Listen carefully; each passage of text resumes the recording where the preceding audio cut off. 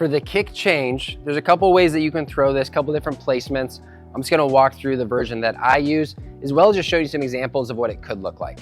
So I like to go regular two seam, but a little bit further back, so I'm not way over the seams like this. I'm further back, and from here, I just do a baby spike. So I don't go super big. Some people need to go really big with that spike. I have a relatively small one, regular circle. For me, pinky underneath is usually what I do. I'm trying to emphasize being loose and just throwing it like a fastball.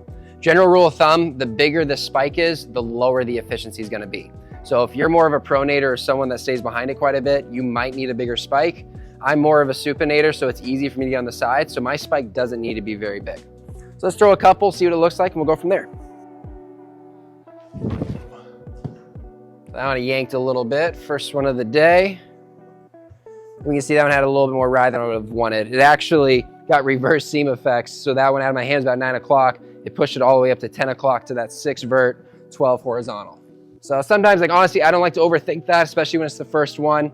Let the pitcher throw a couple of them just to make sure that it is just a fluke, because the spin actually wasn't terrible and the metrics were roughly what I wanted it to, so it could have just been the baseball. Try that again. Yeah, right there, that one is gonna be negative vert, I'm guessing. Way down there, yep, -8 vert with 13 horizontal, a lot of seam shift.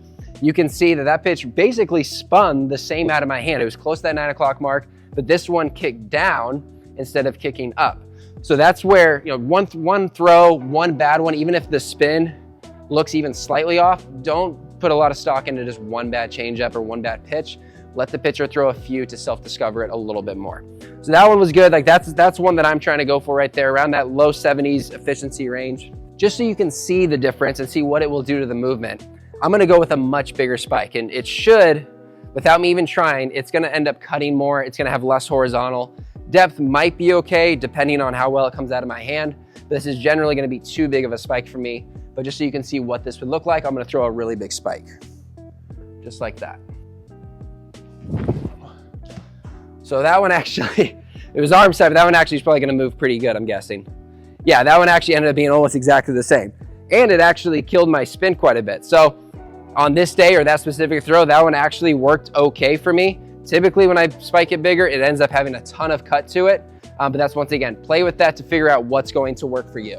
Let's throw one more of those with a big spike just to make sure that wasn't a fluke. Because if that wasn't a fluke, then I might need to change my grip to the bigger spike. So big spike like so. Yeah, so that one slipped out. Did not feel good. Guessing I cut that one more. Yep, 56%. So it's still, like, if I locate it, that's not a terrible pitch, right? It's still a pretty good depth. That's 0 vert, 10 horizontal, especially off of my fastball that has pretty good ride to it. That's still not bad. But for me, the other one's gonna be a little more consistent. It's easier to get to the grip, because that is another thing you have to think about, is like, how easily can you get to your changeup grip if you aren't presetting it? You wanna make sure that you're not tipping it or making it obvious to the hitter.